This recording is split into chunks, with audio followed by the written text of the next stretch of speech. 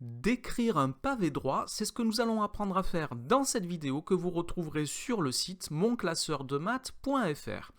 Alors, nous allons commencer par observer un pavé droit sur une perspective. Voici l'image animée d'un pavé droit représenté en 3 dimensions.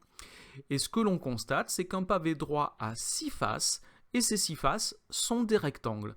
Et c'est la définition d'un pavé droit. Un pavé droit est un solide qui possède 6 faces rectangulaires.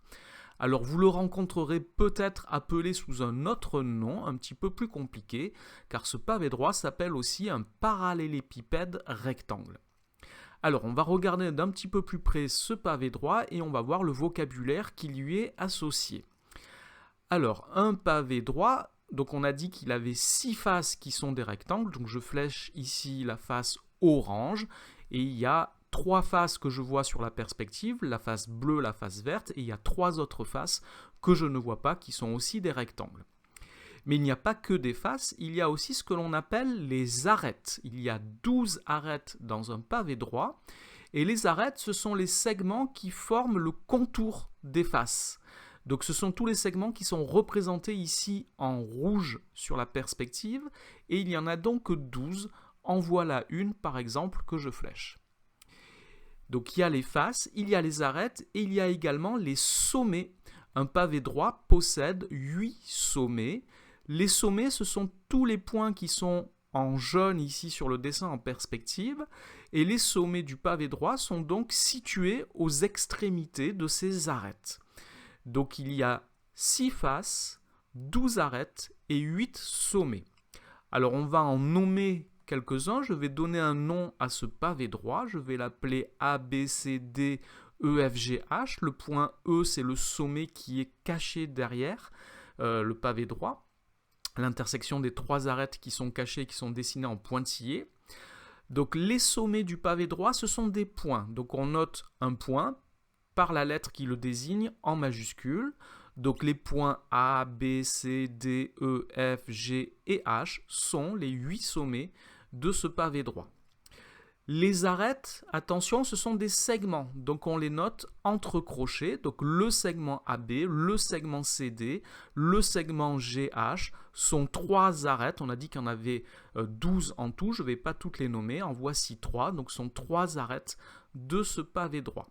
On va nommer aussi des faces. Les faces sont des rectangles. On nomme un rectangle par les noms de ces 4 sommets. Donc par exemple, le rectangle ABCD, c'est la face orange du pavé droit. Le rectangle BCGF, c'est le rectangle bleu. Et la face bleue, et le rectangle CDAG, c'est la face que j'ai coloriée en vert ici. Donc ce sont 3 faces de ce pavé droit. Alors un cas particulier du pavé droit, c'est lorsque toutes les arêtes du pavé droit ont la même mesure. Dans ce cas-là, les 6 faces sont des carrés. Et dans ce cas-là, le pavé droit s'appelle un cube. Donc un cube est un pavé droit dont les 6 faces sont des carrés. En voici un exemple représenté en 3 dimensions. Alors, autre chose qu'il faut savoir sur les pavés droits, donc nous avons dit qu'il y a 6 faces. Sur la perspective, nous n'en voyons que 3. Il faut savoir que les faces opposées sont de même dimension. On dit qu'elles sont superposables.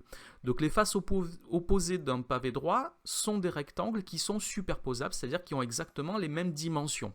Donc par exemple, la face orange, si je l'appelle la face de dessus, il y a une face que l'on ne voit pas, mais qui est la face de dessous, qui est un rectangle de même dimension.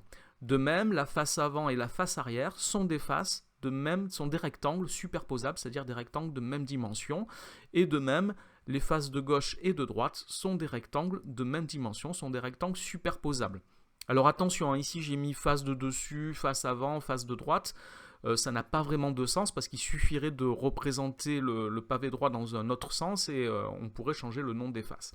Donc c'est juste pour comprendre et expliquer ce que je viens de dire sur les faces superposables. Alors une dernière chose qui est très importante lorsque nous allons calculer le volume du pavé droit est qu'un pavé droit possède 3 dimensions. On peut les appeler par exemple longueur, largeur, hauteur. On peut utiliser aussi le mot profondeur. Ces 3 dimensions sont les mesures des arêtes qui sont issues d'un même sommet. De chaque sommet, il y a 3 arêtes qui ont pour extrémité ce sommet. Donc par exemple, si je prends le sommet ici qui est devant, il y a 3 arêtes qui ont pour extrémité ce sommet, et ces 3 arêtes peuvent avoir une mesure différente, et on retrouve la longueur, la largeur et la hauteur. Ce sont les 3 dimensions du pavé droit. Donc pour chaque sommet, j'ai pris un sommet ici, mais j'aurais pu prendre n'importe lequel des sommets, j'aurais retrouvé les 3 mêmes mesures de côté, quel que soit le sommet que je choisis.